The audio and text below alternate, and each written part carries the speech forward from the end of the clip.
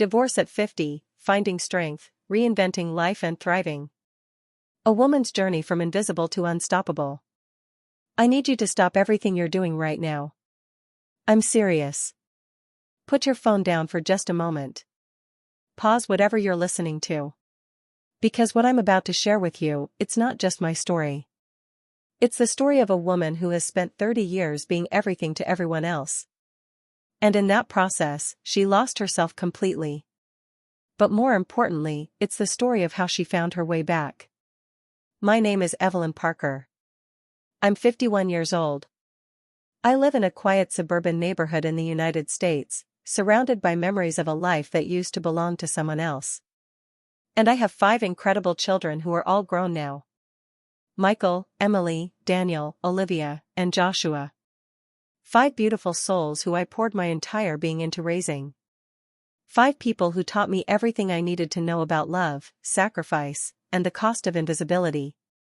But here's what nobody tells you about motherhood, about marriage, about a life built entirely around taking care of other people. You disappear. Not suddenly. Not dramatically. But gradually, imperceptibly, day by day, choice by choice, you become smaller. You become quieter. You become less real. And by the time you realize you're gone, you don't even remember what it felt like to be there. You don't remember the woman you were before everyone else's needs became more important than your own. You don't remember having dreams that were just yours. You don't remember a time when your voice mattered. This is the story of finding that voice again. This is the story of what happens when the life you built crumbles at your feet, and you have to decide whether to try to rebuild the same broken structure or to create something entirely new. This is the story of divorce at 50, of strength you didn't know you had, and of reinvention at an age when most women think their story is already written. Let me take you back to the beginning. To a time when I still believed I knew who I was. I was 20 years old when I married Richard Parker. 20. Do you remember being 20? Do you remember feeling like you had your whole life figured out? Like you knew exactly what it was supposed to look like and you were certain you could make it happen? I did. I had this image so clear in my mind, a vision of what success looked like, what love looked like, what a good life was supposed to be. A successful husband who provided. Check. Richard was handsome, ambitious, driven. He worked in finance. He had a 5-year plan. He had the kind of confidence that made you believe he could accomplish anything. Children. Several of them. Check. And I wanted them to have everything I had. Everything I didn't have. Everything that would make them happy. A home. A neighborhood. A life that looked right from the outside. And for 30 years, I organized my entire existence around making sure that vision became reality. The first time I held my oldest son, Michael, he was 7 pounds, 2 ounces, with Richard's dark hair and my blue eyes. I made a decision that day. It was a decision that nobody made me make. Nobody forced me. But I made it anyway, and I would spend the next 3 decades living it out. I decided that my children would be my greatest work. That they would be my purpose. That everything I did, every choice I made, every sacrifice I accepted, would be in service of raising them to be good people. Michael was careful. Even as a baby, he was thoughtful. He'd watch the world before entering it. And I saw myself in that caution. I saw a kindred spirit. A child who understood that you had to be careful. That you had to think before you acted. That you had to protect yourself. 2 years later came Emily. My firstborn daughter. And she was everything Michael wasn't. She was open. She was creative. She felt everything deeply. She would cry at commercials. She would laugh with her whole body. She was fearless in a way that terrified and inspired me. And I remember thinking that I had to teach her to be careful. Because the world will hurt someone this open. The world will break her if I don't teach her to protect herself. Daniel came 3 years after that. And then Olivia. And then Joshua, our youngest, when I was 32 years old. 5 children. 5 completely different human beings. 5 different personalities, 5 different needs, 5 different ways of moving through the world. And I was everything.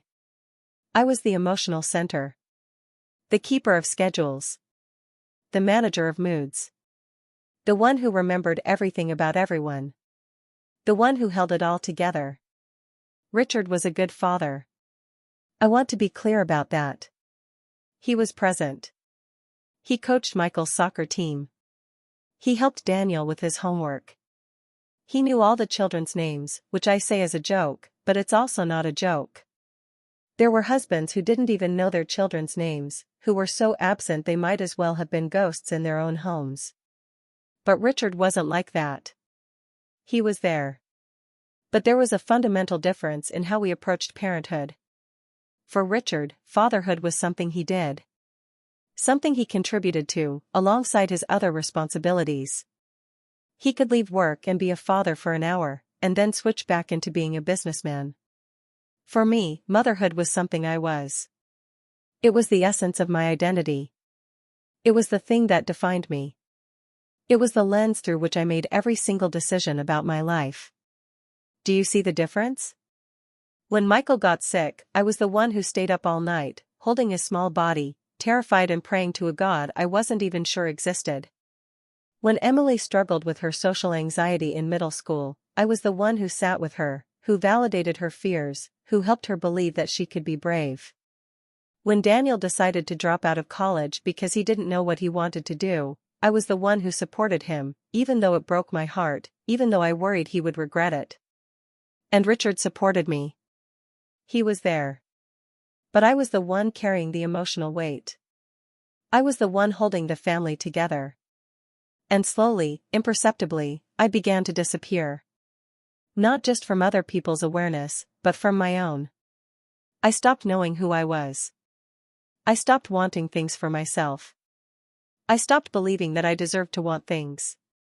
There's no one moment where you realize you've lost yourself. It's not like you wake up one day and suddenly you're gone. It happens gradually. In small moments. In small choices. It's the morning you realize you can't remember the last time you took a shower just to relax, instead of to get clean so you could get to the next task. It's the evening you're at dinner with your husband, and he's telling you about his day, and you realize you have no idea what he's actually saying because you're mentally reviewing tomorrow's schedule, and whether you have the right supplies for Daniel's school project, and whether Michael seems okay, and whether Emily's anxiety is flaring up again. It's the birthday, your own birthday, when you spend it making sure everyone else is happy, and by the end of the day, you can't remember a single thing you did for yourself. It's the moment you realize that you haven't read a book just for pleasure in 5 years. That you haven't gone to the movies with friends. That you haven't done anything that was just for you. By the time I was 40, I had perfected the art of invisibility. I could be in a room and not take up space. I could speak and not really be heard. I could move through my own life like a ghost, present but not real, there but somehow not there. My marriage with Richard had settled into what I thought was contentment. What I now understand was complacency. We had a routine. We had structure. We had what people call stability. But stability is not the same as aliveness. We would have the same conversations we'd had for 15 years. How was your day? Fine. How was yours? Good. The kids need new shoes. Do you want meatloaf for dinner tomorrow? Sure. We had stopped asking each other the real questions. We had stopped seeing each other. And I had stopped seeing myself. My friendship with the other women in the neighborhood became my lifeline. These women, Sarah, Catherine, Michelle, they became the people I confided in. They became the people who knew me. Or at least, they knew the version of me that I allowed them to see. And that version was tired. She was stretched thin. She was constantly apologizing for not being able to do more, be more, give more. And she was doing all of this with a smile, as if it was an honor to be slowly disappearing. Just like my mother had done. Just like I had taught my daughters was the correct way to be a woman. The in-laws, Richard's parents, Thomas and Margaret Parker, they were always kind to me. Margaret, especially. She was nurturing in a way that made me feel safe. But even with her, I was performing. I was showing her the version of Evelyn who had it all together. Who never struggled. Who could handle 5 children and a marriage and a job without ever suggesting that she might be drowning. Thomas, Richard's father, he was the traditional type. 78 years old now, wise in the way that older men are sometimes wise. He would look at me sometimes, and I'd catch something in his eyes, a recognition, maybe. A sadness. Like he was seeing something in me that I wasn't seeing in myself. But we never talked about it. Nobody talks about these things. The thing about making yourself invisible for this long is that eventually, nobody even notices you're doing it anymore. They've just accepted the invisible version as the real version. Your children grow up thinking that mothers are supposed to be self-sacrificing. Your husband grows used to the idea that your needs don't need to be met. Your friends expect you to always be the strong one. The reliable one. The one who doesn't need anything. And you internalize that. You believe that's who you actually are. Michael, my oldest, he absorbed my need to protect everyone. He became careful in a way that sometimes broke my heart. He would rather hurt himself than hurt someone else.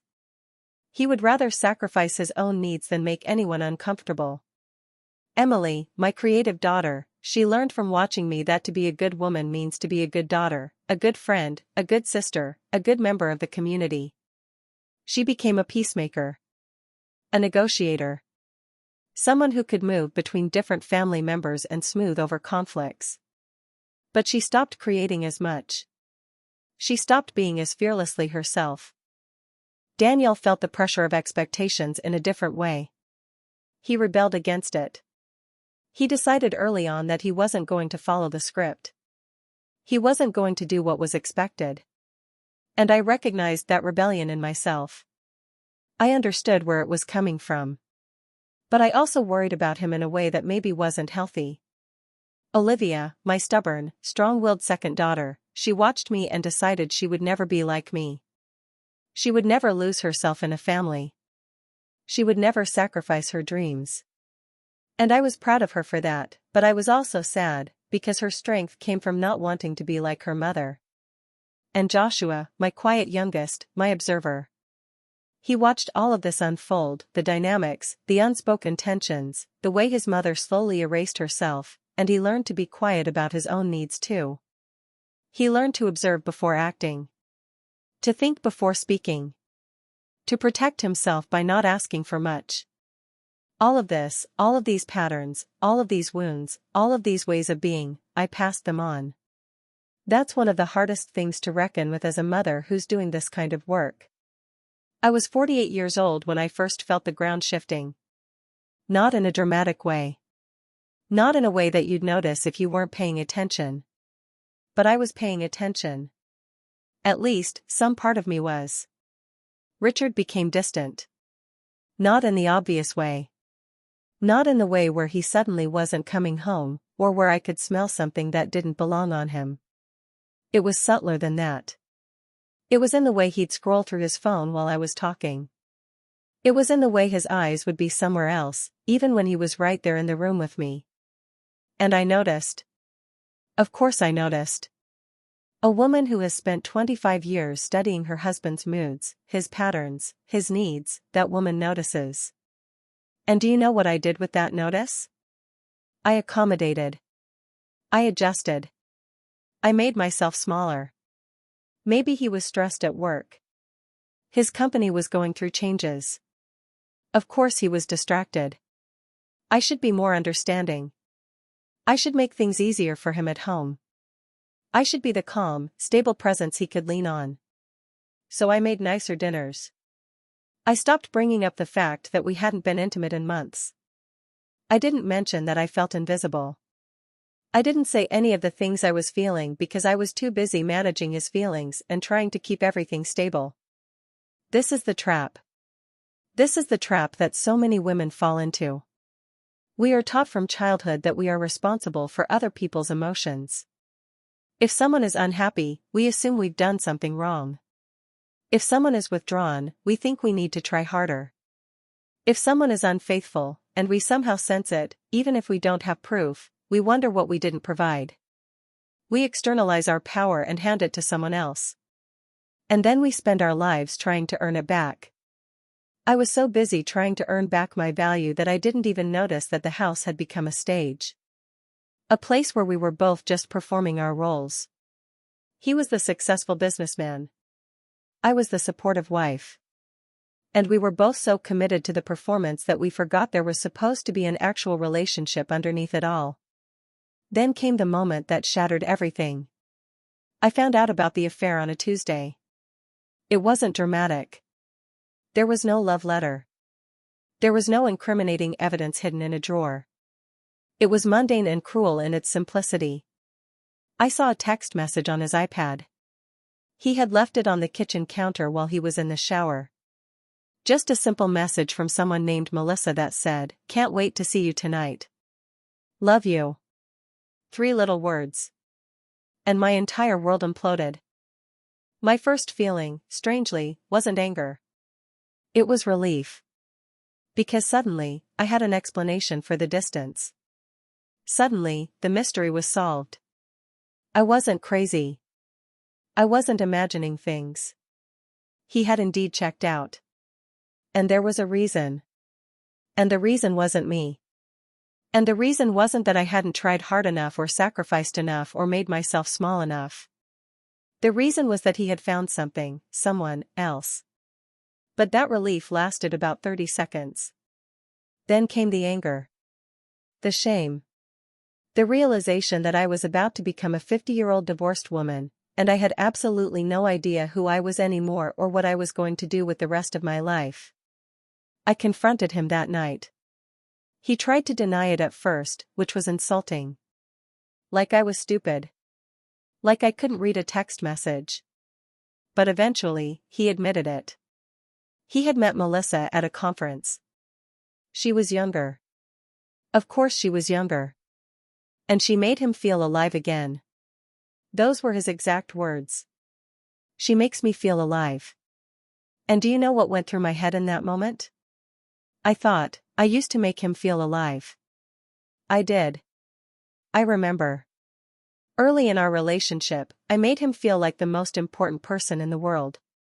And somewhere along the way, I stopped doing that.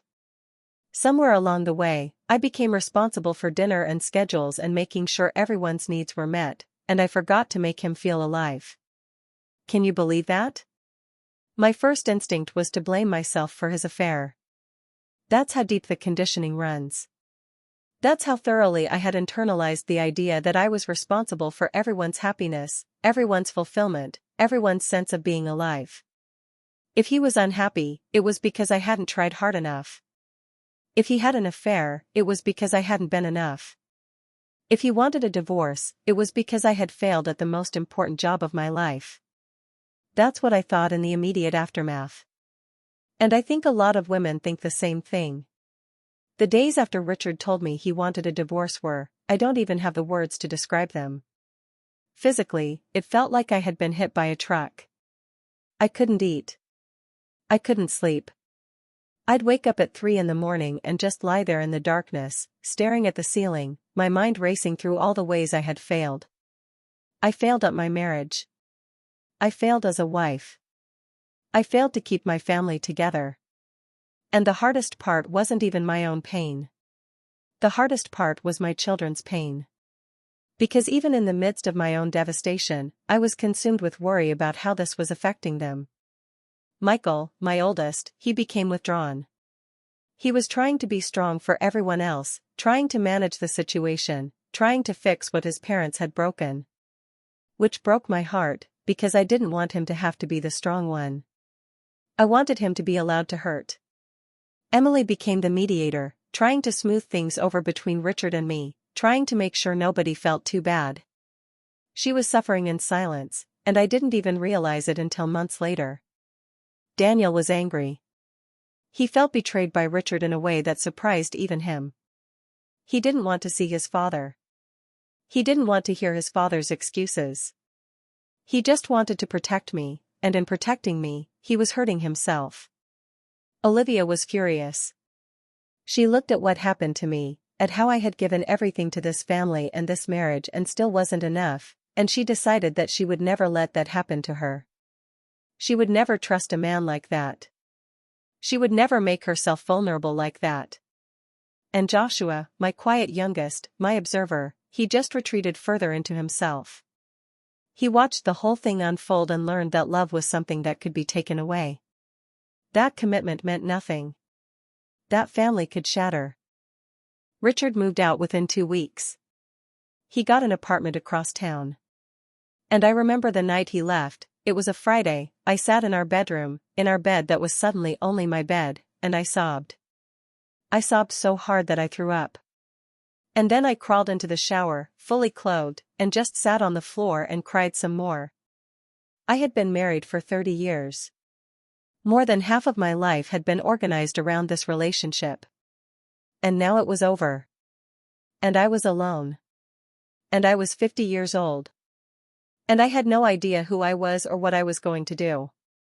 The divorce process itself was horrible. Not because Richard was cruel. He was actually quite generous in the settlement.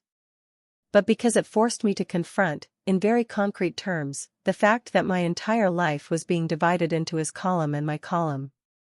Every single thing that represented a moment, a memory, a shared experience, was being split down the middle. And I realized something terrifying. There were very few things that were just mine. Most of my life had been shared. Most of my identity had been defined by my relationship to him, to our children, to this family. And now, even the things that were supposedly mine didn't feel like they belonged to me, because they were all so deeply connected to him, to us, to a life that no longer existed. I went through about 3 months of what I can only describe as functioning depression. I showed up for work. I showed up for my kids. I showed up for my friends when they reached out. But inside, I was hollow. I was going through the motions of a life, but I wasn't actually living. The worst part was the shame.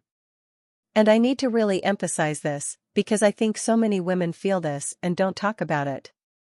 The shame of being a 50-year-old woman who had failed at her marriage. The shame of being the woman whose husband left her for someone younger. The shame of the embarrassment, because yes, I felt embarrassed, as if his affair was somehow a reflection on me, a mark of my inadequacy. I stopped going out with my friends because I couldn't handle the pity in their eyes. I stopped posting on social media because I felt like a fraud. I wore bigger clothes to hide my body, which was stupid because the weight loss from depression isn't about actually getting smaller. It's about becoming invisible. And I was already so good at being invisible. The moment I want to pinpoint as my actual breaking point, the moment where I hit absolute bottom, was about 4 months after Richard moved out. I was at the grocery store. Just a regular Tuesday. Just a regular afternoon of doing regular things. And I ran into someone I knew from college. Her name was Margaret. We hadn't seen each other in maybe 15 years, but she remembered me immediately. And I could see it cross her face, that moment of recognition, followed by that moment of understanding that something was different. That something was wrong. And she asked me how I was doing, and I just broke. I stood there in the cereal aisle at 2 p.m. on a Thursday, surrounded by strangers, and I fell apart. I was crying so hard that a store employee came over to ask if I needed help. And when she asked if I needed help, I looked at her, this 19-year-old kid in a store uniform, and I thought something that changed everything. I thought, no. There's nothing you can do to help. I'm a 50-year-old woman who is completely alone, and I have no idea how to be alive anymore. That was my bottom. That was the moment where I realized I couldn't keep going the way I was going. I went home that day, and I did something I hadn't done in years. I asked for help. I called my therapist. I had seen a therapist before, years ago, when the children were young and I was struggling with postpartum depression, and I made an appointment. She had an opening that week. And that one decision, to ask for help instead of continuing to suffer in silence, changed everything. Dr. Patricia Chen is a woman in her late 60s. She's been a therapist for 35 years. She specializes in helping women who have lost themselves in the process of taking care of everyone else. When I walked into her office that first day, I wasn't expecting much. I wasn't there to save my marriage. I wasn't there to feel better. Honestly, I was there because I didn't know what else to do. I remember her asking me, in that first session, "Evelyn, what brought you in today?" And I said, "My husband is leaving me, and I think I'm losing my mind." And she said, "Or perhaps you're finally finding it." I didn't understand that at the time. It seemed like psychobabble. It seemed like the kind of thing a therapist would say to make you feel better without actually addressing the real problem. But as I continued to see her, twice a week at first, then once a week, I started to understand what she meant. She didn't ask me to get back together with Richard. She didn't ask me to take responsibility for his choices. She didn't ask me to explain what I had done wrong or what I could have done differently. Instead, she asked me questions like, "Who were you before you were married, Evelyn? And what made you happy when you were 25 years old? And what do you want, Evelyn? Not what do you think you should want. Not what would make other people happy. What do you want?" These questions were devastating, because I couldn't answer them. I would sit there in that office, and she would wait for me to speak, and I would just blank. Because I genuinely didn't know. I had spent so much time being what other people needed that I had never developed a clear sense of what I needed. But over the course of the next few months, with her help, I started to remember myself. Not the self from 30 years ago, that girl was gone. But I started to discover the self that had been hiding underneath all those years of sacrifice and performance. The first real breakthrough came about 8 weeks into therapy. Dr. Chen asked me, "Evelyn, what's one thing you've always wanted to do but never did because someone else needed you?" And I said, immediately, before I could second-guess myself, I wanted to learn to paint. My mother had been an artist. A real artist. She painted landscapes, and she was good. But she gave it up when she got married, when she had children. And when I was growing up, I remember her saying that she didn't regret it, but I could see the regret in her eyes every time she looked at a blank canvas. I had absorbed that lesson. Creativity was a luxury you gave up when you became a wife and mother. But I had always wanted to paint. Dr. Chen said, "So go paint, Evelyn." And I said, "I don't have time. And I don't have supplies. And I haven't done it in so long that I wouldn't even know how to start." And she said, "Evelyn, these are all reasons why you can't paint. But they're not the real reason, are they?" And I knew she was right. The real reason was that I didn't think I deserved it. The real reason was that I felt guilty for wanting something just for me. The real reason was that I had been conditioned to believe that my own desires were inherently selfish. So that week, I did something that felt almost transgressive. I bought a canvas. I bought some acrylic paints. I set up a little space in the corner of my basement. And I painted. It was terrible. It was genuinely awful. I painted this blob that was supposed to be a landscape, and it looked like something a toddler might create. But do you know what? It was the most joy I had felt in months. For 2 hours, I wasn't thinking about Richard. I wasn't thinking about the divorce. I wasn't thinking about whether I had failed as a wife or as a mother. I was just painting. Making marks on canvas. Choosing colors. Creating something from nothing. It was the first time in years that I was completely present in my own life. And that's when something shifted. Not suddenly. Not dramatically. But something shifted. Over the next few weeks, I started doing other things. Small things. Things that had nothing to do with anyone else's agenda. I took a walk without checking my phone. I had coffee at a cafe just to sit and watch people. I watched a sunset from my back porch without thinking about whether I should be doing something more productive. I started journaling, just dumping all my thoughts onto paper without trying to make sense of them. These seem like small things. And they are. But for someone who had spent 30 years organizing her entire existence around other people's needs, These were revolutionary. Around this time, Michael asked me out for lunch. He was worried about me. I think all my children were worried about me. And he wanted to check in. And I remember him saying, "Mom, I've never seen you like this before." And I asked, "Like what, Michael?" And he said, "Like you're actually here. Like you're present. Like you're actually you." And I realized something in that moment.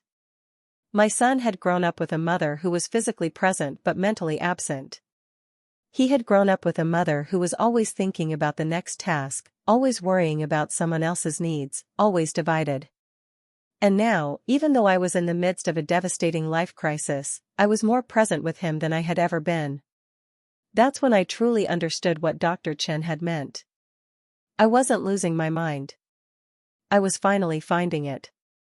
One of the things that therapy forces you to do, and I say forces because it's not something you'd voluntarily choose to do, is to look at your patterns. To look at the ways you've been complicit in your own suffering. This is hard. This is much harder than blaming someone else. But it's also the only way to actually change. Dr. Chen asked me one day, "Evelyn, why do you think you organized your entire life around other people's needs?" And I said, "Because that's what you're supposed to do. That's what being a good person means." And she said, "Who taught you that?" And then I had to trace it back. I had to look at my family of origin.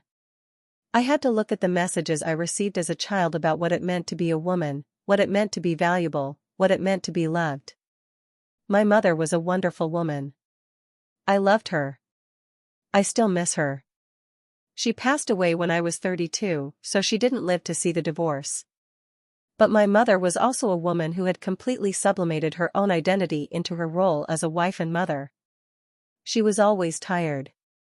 Always behind on something.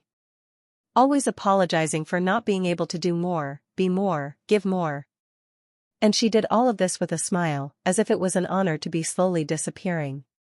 And I watched that my entire childhood. And I thought, that's what love looks like. That's what dedication looks like. That's what it means to be a good woman. So I became like her. And here's the thing about repeating the patterns of our parents. We not only repeat their suffering. We pass it on to our children. All 5 of them. This realization was actually more painful than the divorce itself. Because it meant I had to look at myself not just as a victim of circumstance, but as someone who had made choices, unconscious choices, conditioned choices, but choices nonetheless, that had affected my children. I called Michael and I had a real conversation with him. I told him, "Michael, I need you to know that I recognize that I modeled a certain kind of manhood for you. I modeled the idea that you need to be strong for everyone else. That your job is to hold the family together. That your own needs come last. And I don't want that for you anymore. I'm sorry that you grew up carrying that weight." And he cried. He actually cried. And he said, "Mom, I was so scared that I was going to end up like Dad. And now I'm so glad you're finally getting to be yourself." I had similar conversations with each of them. With Emily, I acknowledged that I had taught her to be a peacemaker at the expense of her own voice. With Daniel, I recognized that my anxiety about his choices had made him more rebellious. With Olivia, I saw that my own lack of boundaries had made her overcorrect by becoming fiercely independent.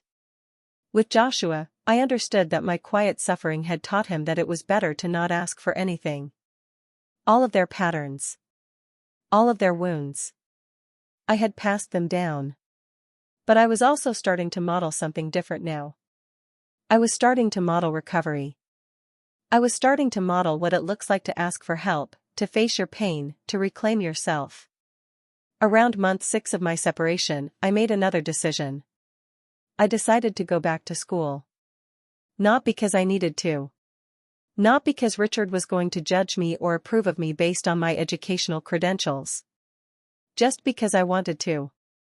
I had been thinking about getting my master's degree for years, but I had never done it because there was never enough time, never enough money, never enough energy. But suddenly, those reasons didn't hold the same weight. So I enrolled in an evening program in counseling psychology. The idea was that if therapy had saved my life, maybe I could help other people do the same. Maybe I could turn my suffering into something meaningful. The first class was hard. I was in a classroom with people in their 20s and 30s, and I felt ancient. I felt out of place. I questioned whether I was crazy for even trying. But as the semester went on, I realized something. My age, my experience, my scars, these weren't disadvantages. They were my advantages. I had lived enough to know what really matters. I had suffered enough to know what's important. I understood vulnerability in a way that the younger students hadn't even begun to understand. And for the first time in my life, I realized that my biggest liability, the fact that I was older, that I had failed at my marriage, that I had made mistakes, could actually be my greatest asset. Let me paint you a picture of what my life looks like now. At 51 years old. Just over a year since the separation. I'm going to therapy once a week. I'm taking evening classes twice a week. I'm working my full-time job. I'm painting in my basement whenever I have a free moment. I'm walking 3 miles every morning before work, something I have never done before because I had always thought exercise was something you were supposed to do, not something you could actually enjoy. But I'm enjoying it. I'm enjoying all of it. I remember one morning, about 7 months after Richard moved out, I was on my walk, and I realized that I hadn't thought about him in at least 3 days. And that realization didn't make me sad anymore. It just made me aware of how much mental space he had previously occupied, space that was now available for me to fill with my own thoughts, my own desires, my own life. One of the biggest changes has been learning to say no. I know that sounds simple, but for someone who had spent 30 years saying yes to everything, saying no felt like a superpower. My boss asked me if I wanted to take on a big project that would have required a lot of overtime. I said no. I had never said no to my boss before. And the world didn't end. I wasn't fired.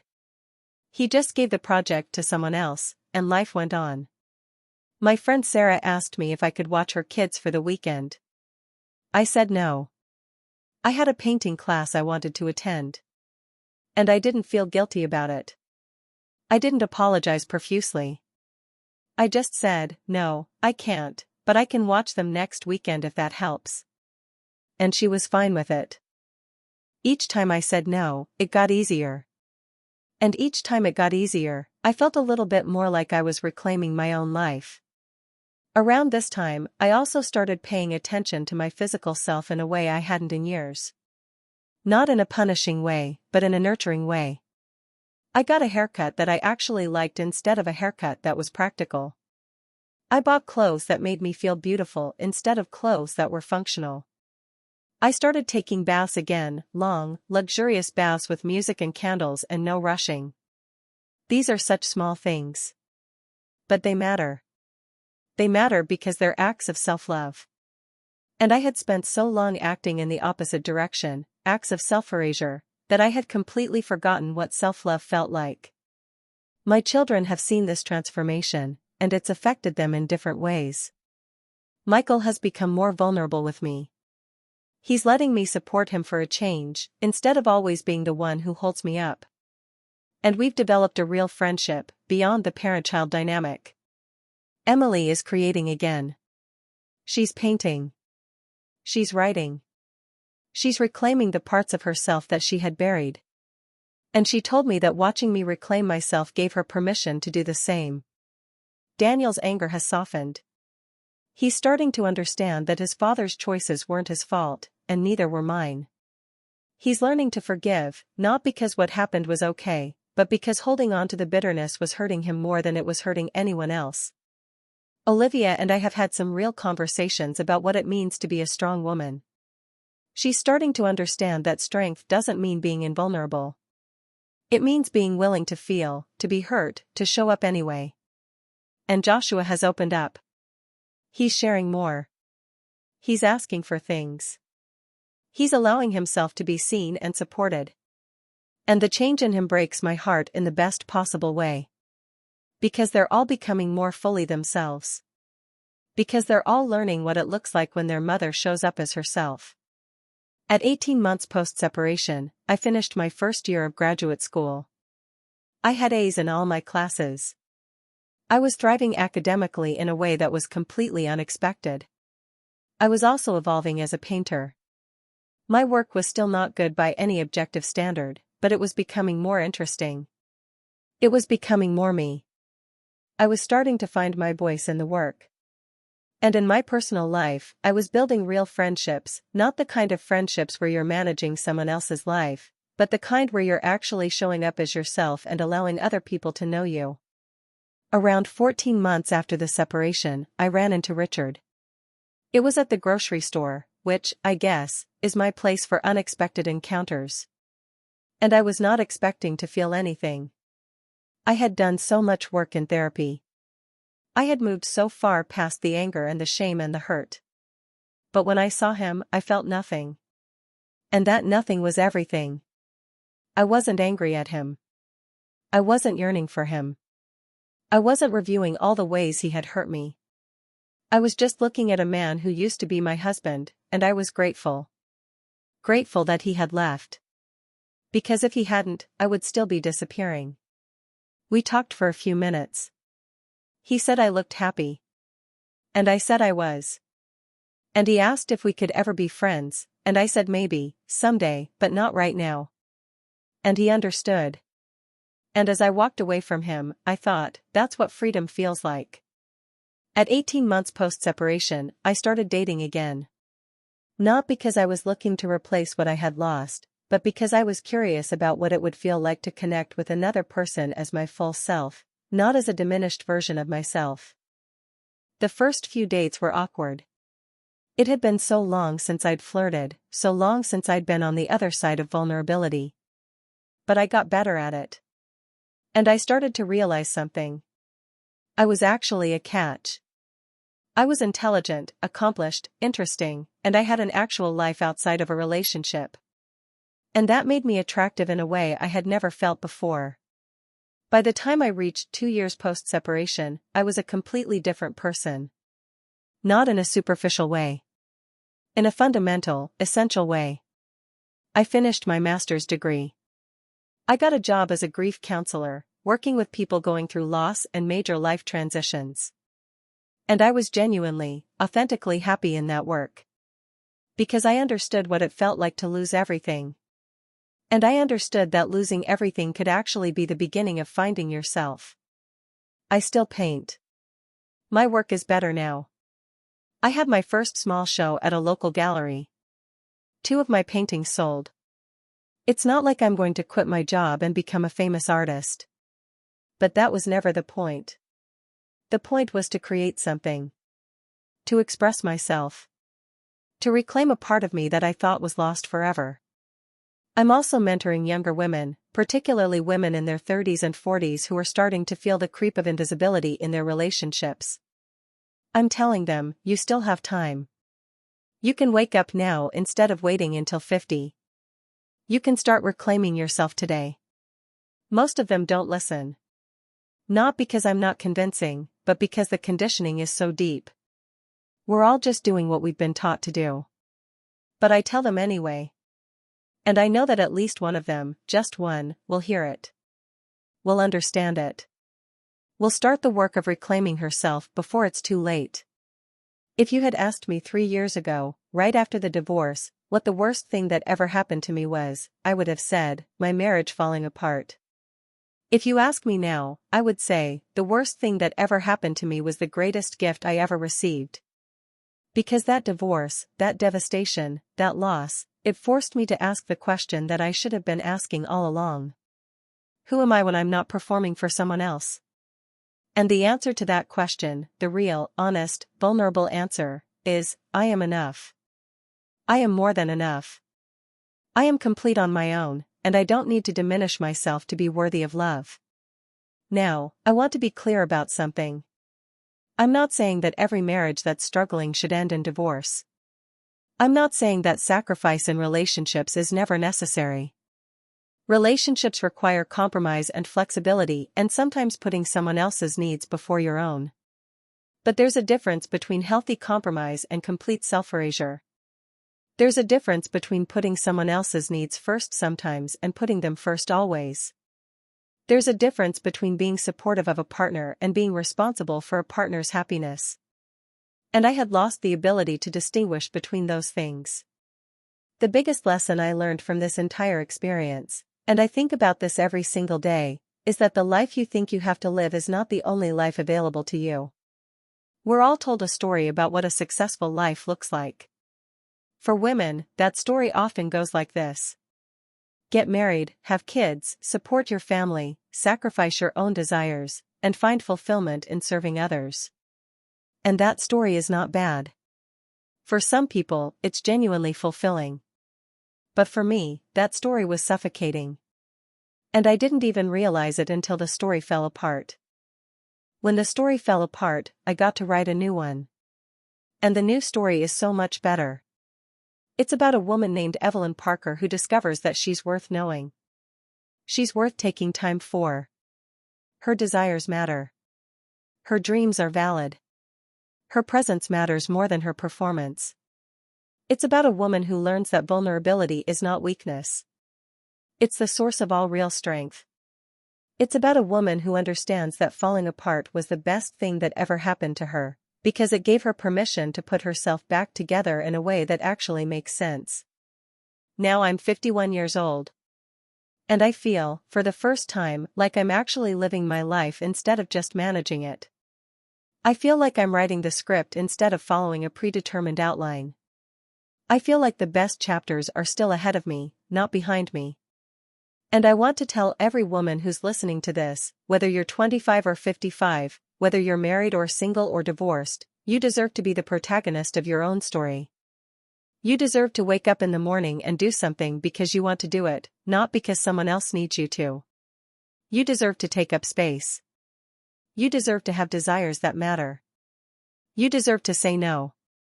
You deserve to be selfish sometimes, and I don't mean selfish in the bad way. I mean selfish in the way where you're actually taking care of yourself, actually prioritizing your own well-being, actually acknowledging that you matter as much as anyone else. For years, I thought that made me selfish. I thought taking time for myself meant I was abandoning everyone else. I thought wanting things just for me was inherently wrong. But I was wrong. And one of the greatest things about surviving this divorce is that I now know, beyond a shadow of a doubt, that being true to yourself is not selfish. It's necessary. It's the only way to be truly present in any relationship, with anyone. I need to tell you something before we wrap up, and I want you to really hear me on this.